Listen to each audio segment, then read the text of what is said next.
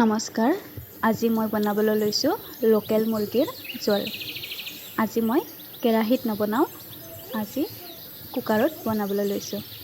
এয়া কুকাৰটো গৰম হ'ব দিছিলোঁ। এতিয়া তাত জোখমতে তেল দি দিছোঁ।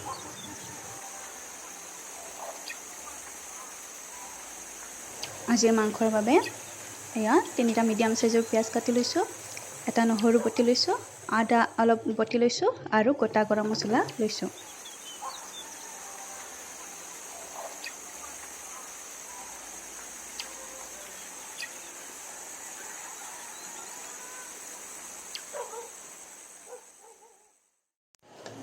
তেলখিনি গৰম হোৱাত তাত এচিকুট চেনি দি লৈছোঁ। চেনি দিলে মাংসখিনি সোনকালে সিজে আৰু কালাৰটো ধুনীয়া হয়। এতিয়া তাত গোটা গৰম মছলাখিনি দি দিছোঁ আৰু কাটি লোৱা পিঁয়াজখিনি দি দিছোঁ। এতিয়া পিঁয়াজখিনি ৰঙচুৱা হোৱালৈকে ভাজি ল'ব লাগিব।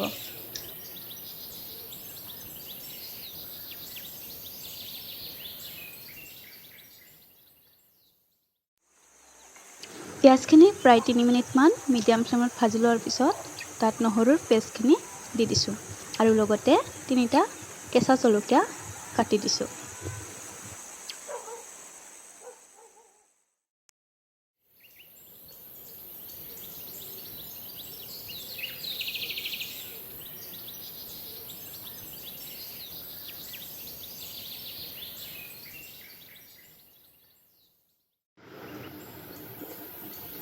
এতিয়া তাত জোখমতে হালধি দি দিছোঁ।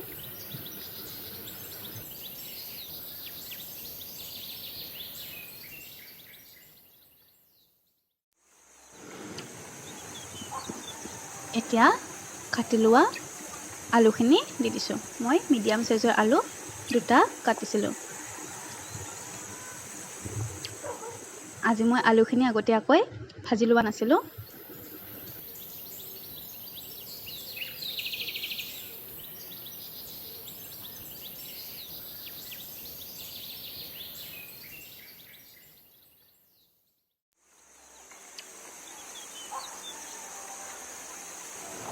প্ৰায় 4 মিনিটমান আলুখিনি ভাজি লোৱাৰ পিছত এতিয়া মাংসখিনি দি দিছোঁ।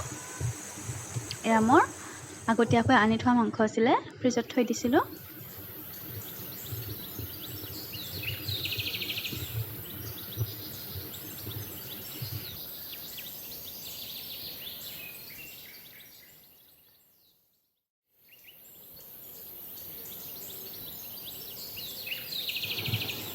এতিয়া তাত 2 চামুচ জিৰা গুড়ি দি দিছোঁ।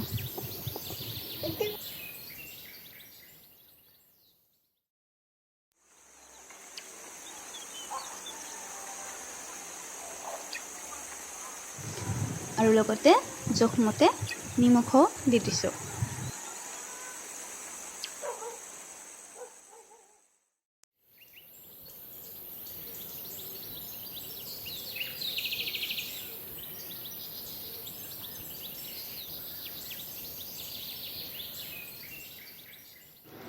এয়া পাঁচফোৰণৰ গুড়ি 1 চামুচ দি দিছোঁ। এতিয়া গেছটো মিডিয়াম ফ্লেমত ৰাখি মাংসখিনি ভালদৰে ভাজি ল'ব লাগিব।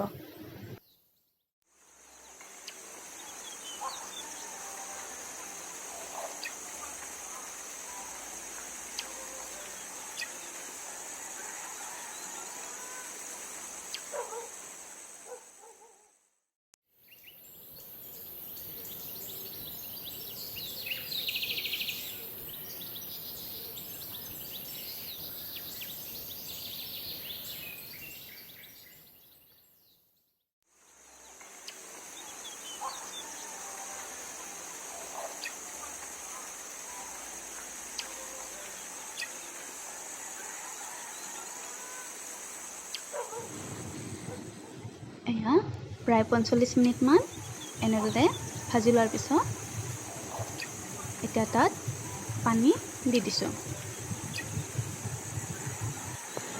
এতিয়া ঢাকনি লগাই 5টা চিটি মাৰি ল'ম। আমাৰ মাংস ৰেডি।